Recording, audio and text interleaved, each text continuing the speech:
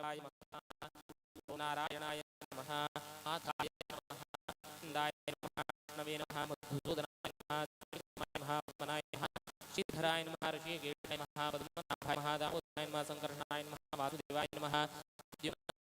निरुद्धाय नमः पुरुषोत्तमाय नमः धूपजाय नमः नारसिंहाय नमः अच्युताय नमः जनार्दनाय नमः वीराय नमः कृष्णाय नमः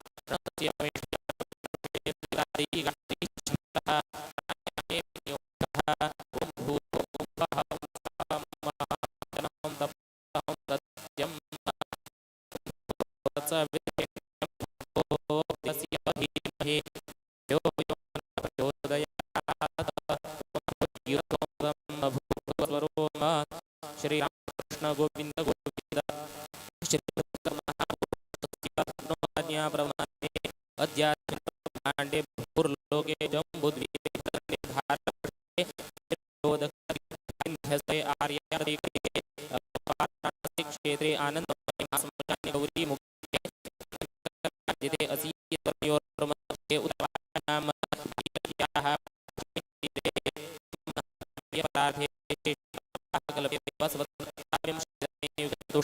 युगे प्रथमचरणे प्रथावतारे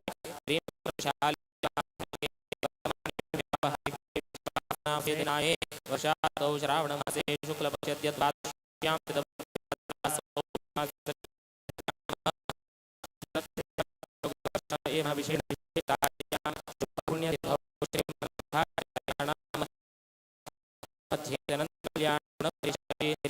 श्री विष्णु